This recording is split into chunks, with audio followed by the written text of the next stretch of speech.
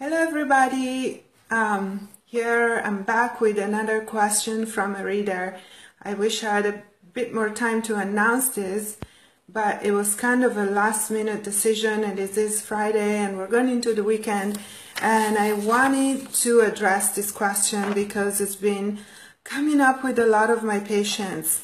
And as the reader sent me this email today, I decided that I was just going to answer it right away. So here we go. Thank you for an amazing blog. Thank you.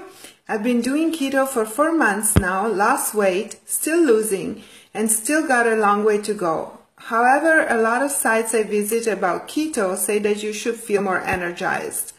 I'm not sure if this is true because I feel tired constantly. I strictly no more than 20 grams of carbs a day. I keep my fat to protein ratio in check. I'm in ketosis. I eat no more than 1500 calories for my weight. I'm 110.7 kilograms. I didn't convert these macros. And 1.76 meters and started at 128 kilograms. Sorry, I didn't convert 2 pounds. Walk 30 minutes every day. I have type 2 diabetes. I'm on glucOuhage and milirut. I wonder, why do I feel so tired? Any ideas or pointers? Your advice will be greatly appreciated. So there is a few issues that we are touching on right here. One is the issue of low energy. Then we have a definite issue of blood sugars, and we are talking diabetes too. And then we have an issue of medications. Also, she didn't mention her age. She didn't mention weight and starting weight and height, but she also didn't mention exactly what kind of activities, physical activities. She says she's walking 30 minutes every day. But my point here will be, one of my favorite things that I talk about all the time with my patients is that sometimes keto is not about calories and macros, because you are just starting to change your diet and you are drastically missing the elephant in the room, which would be underlying issues. Now, what are the possible underlying issues in this case? Why would she be always tired? Well, we already know we have a blood sugar imbalance. There is insulin resistance, for sure, as she's diabetic and she's also taking medications. So going back to one of my favorite topics, liver toxicity. So we're looking here at imbalanced blood sugars, possible toxicity from medications. And we don't know really, like, these macros, if they were calculated specifically for what kind of person. So calculating macros is a start. But when we come to this picture, which is a kind of complex picture, health situation, expecting to fix this just by tweaking macros and eating a little more carbs, a little less carbs, a little more calories, a little less calories, is just not going to do it, because we need to go and look at what is causing the fatigue, really, what is causing the lack of energy. And just, I'm not going to diagnose anything here. I'm not a doctor. I'm not allowed to do that. But just as an idea of possible causes of this lack of energy, I would relate it to endocrine dysfunction. So we're talking pancreas for the diabetes. Of course, we know that's happening.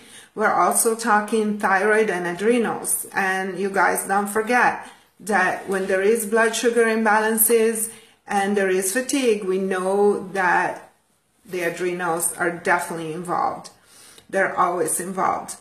When the pancreas is taxed and is not able to do its job right, then we know that there is a connection between the whole endocrine system, like pancreas, adrenals, pancreas, thyroid, and possibly sex hormones. One of my favorite phrases that I learned by learning restorative endocrinology is that hormones are a family that functions together and dysfunctions together. So when we have such underlying conditions, like hormones also are more powerful than diet. That was another really good tidbit that I got from learning restorative endocrinology, is that hormone trumps diet. So in this case, I'm not saying it's completely useless to do keto at all, because you're definitely switching to a better way of eating, especially if you have diabetes. But don't expect just a ketogenic diet or tweaking your macros to be something that is going to change your health picture drastically. There are deeper issues to address here, and there are more complex issues that need to be addressed with a professional. Sorry to have to say that, but unless you are trained in endocrinology, at least nutritional endocrinology, I would not necessarily try to mess with this myself, because these are complicated topics, and hormones are also very delicate. It's something that comes up in my work every single day, and believe me, sometimes I wish I didn't have to deal with it, because it's like a card castle where you have to balance everything at the same time, and if one card starts falling down, the whole castle comes crashing down. So I see you guys have no questions for me. Whoever is watching out there, hello. If you have questions, I would be happy to take them right now. Otherwise, I think this will be it for today's video. And again, you can always post your questions under the video afterwards, and I will be happy to check and answer them in the next few days. Thank you for watching, and I will see you again soon here on the Nourished Caveman.